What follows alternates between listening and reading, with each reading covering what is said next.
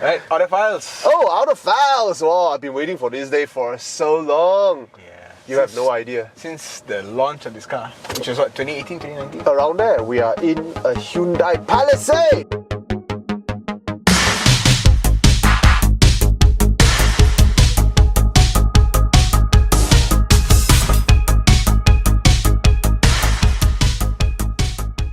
We're getting a what, 2.2? We're getting both. We got the 2.2 diesel, Okay. which has the all-wheel drive system. Okay. And then the front-wheel drive model, which is the higher class model, Which surprisingly. is odd. Yeah, it's the 3.8 litre V6 petrol.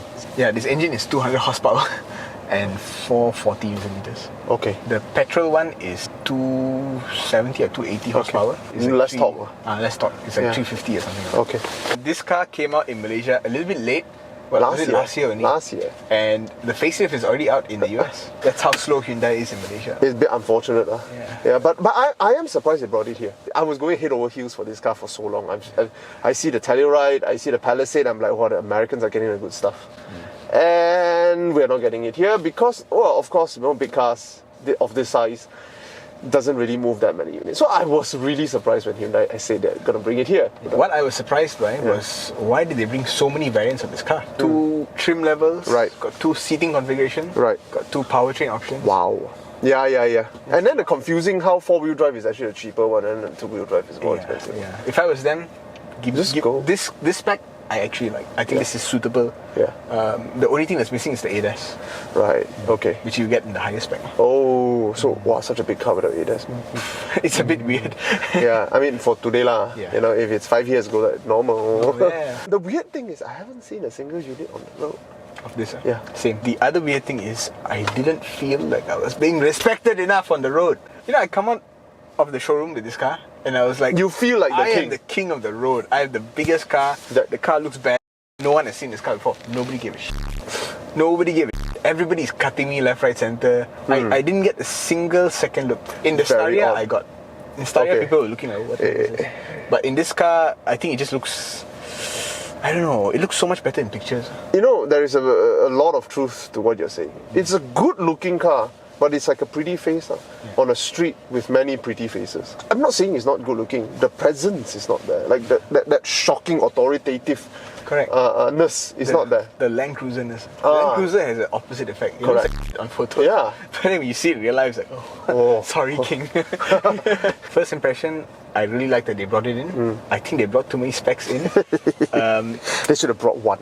Yeah, I think there's a market for this car here. Yeah. There is. And they should have brought one.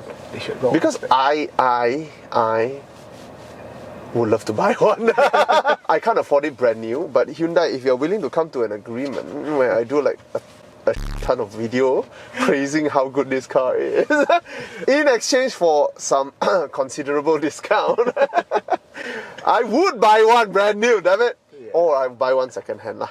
Because considering this kind of car, they would depreciate like nobody's business. Yeah. Plus, it's a Hyundai, so they will hit terminal velocity Very fast. very fast. My first impression is I wasn't as blown off my feet as I felt. But that being said, you know, cars that blow you off your feet doesn't mean that you'll buy them. Correct. You know, because when it comes to really paying the deposit and applying for the loan, you know, you're thinking about money and considerations that are real. And very often, these kind of cars that you use are hard to buy are cars that are really extremely exotic. Where else, you know, you look at the fact that people buy Almera, people buy Perodoas, Axia, Beza. It's not because it's good looking or whatever. It's because of realistic considerations. Yeah. And if you have a need or a want for something of this size, this is something considerable. I wouldn't say it is like top of your consideration, but it is something you should consider. Pretty sure the selling price is in some level kind of in a dream bracket, but those cars of that price in a dream bracket would have been very small. You're talking about CLA 45. You're talking about at the most GLC, low spec. But how do you dream about low spec GLC? So I can't say that this car is in a dream price bracket because car of this category and size in the dream bracket, I cannot even dream about it because they will cost me what, 800,000? Yeah. million. Yeah. We're driving the Defender. Yeah. We can talk Nonsense, because we know we'll never buy it. sembang kencang lah, Yeah. because we cannot afford it. So all sorts of philosophical nonsense we can talk. Yeah. I am not talking philosophical today because there is a real possibility that I might find a way to buy this car within the next 2 years. With Hyundai's help. Yes, there you go. It's very refreshing because I've been dreaming about this car. The dream comes to reality slightly tinted, but removing the tint, it is still a consideration, and that's really weird. So let's go for a drive. Let's go for a drive, man. 2.2 diesel turbo, mated to a 7-speed auto? 8-speed auto. Yeah, and in the diesel you get the H-Track, which is their all-wheel drive system. Alright. This engine is in a lot of the other Hyundais that they sell here. Star-X, Star-X, Staria, Santa Fe. Santa Fe. Freaking competent, man. It's a good engine. Yeah. It's a good engine. It's a diesel, so it's a bit rough, it's noisy. But once you start moving, it's actually okay. To be honest, I mean, noisy is relative. I mean, it's noisier than many modern petrol, Yeah. but it's definitely not as noisy as diesels of yore. Yeah. To be honest, the soundtrack is actually not bad. It revs like a gurgle, almost like a V8, but not really. When you're outside there, you hear a bit of the diesel rattle, Yeah. but when you're in here, completely nil. Completely nil. Yeah. Very well done. I think it takes a car of very this nice. size to get that kind of Yeah. NVH. Yeah. And speaking of NVH, I have to say, it's actually quite okay. Yeah. Look at the size of the X70. Yeah, it looks so Puny. small. Yeah, it looks so small compared to this. And here's what I want to highlight. This. Look at how it pummeled Yeah. the potholes. Yeah. It's like, it's not even negotiating, it's just, you will feel it registers, Yeah. but it does not transmit into the cabin in a bad way. no harshness is transmitted from that pothole. Comfort-wise, I have to say It's 4.5, man. it's really good. It is good. It's really good. I would say maybe some of the premium cars, let's say you get a GLS full spec with adaptive suspension, you will not even feel it. In terms of NVH, you still hear a bit of engine noise. Yeah. You still hear a bit of engine.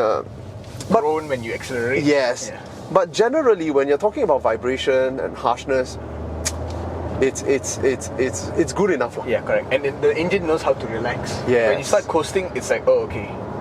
Let go of all that vibration, all that harshness. It just... The moment it dropped below 2000 RPM, it just relaxes at 1.2, 1.3. And when it's in this range, the engine disappears. Yeah, excellent. Let's do some bumps. Let's do some bumps. My theory is it's not going to be that great, but it's okay. It's going to be a 50 km per hour kind of thing. Yeah, I am 50 now. Okay. Didn't bottom up. Yeah. That was quite fast. This is quite a scary bump. Yeah. It's a kind of... Oh, it's okay. Yeah, it can negotiate, but it cannot fly bumps. Yeah, it cannot fly bumps up. And when you drive it dynamically, you can see they didn't compromise too much. And that's where we get into it. Power-wise, no complaint.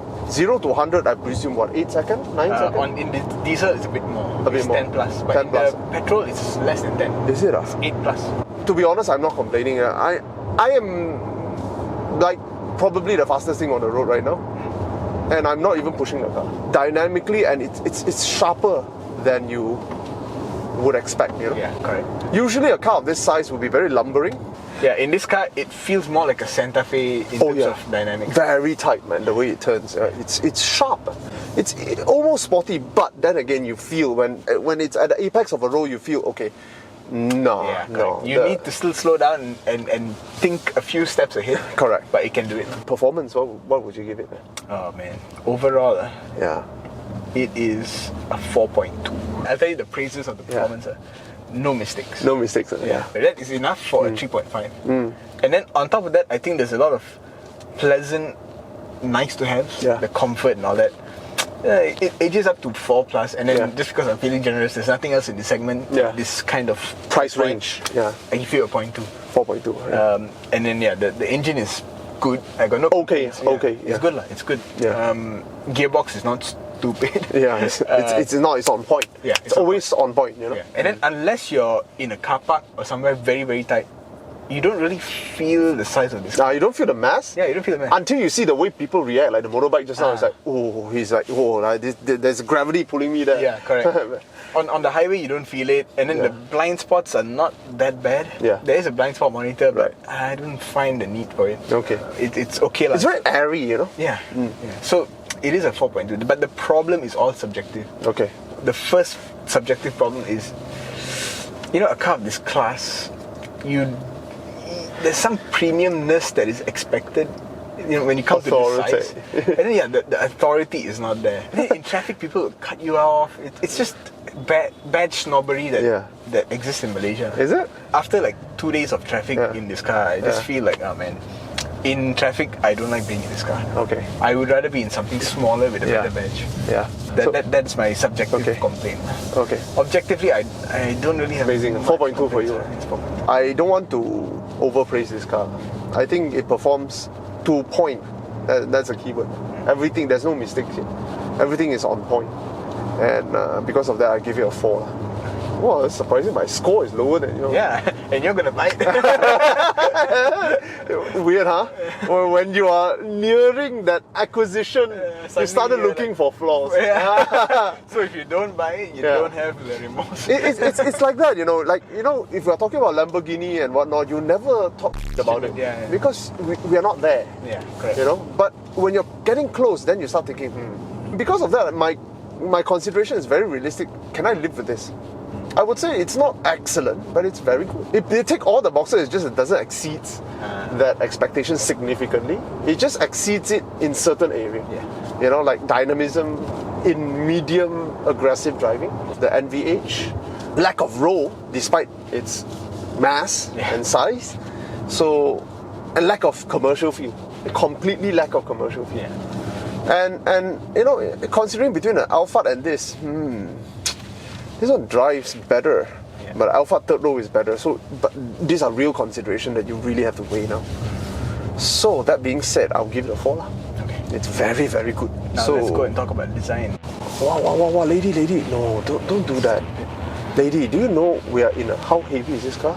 She's in a Prius, so maybe she wants to write it off. But I get what you mean. They don't respect your father. Exactly. Respect my father. It's so sad.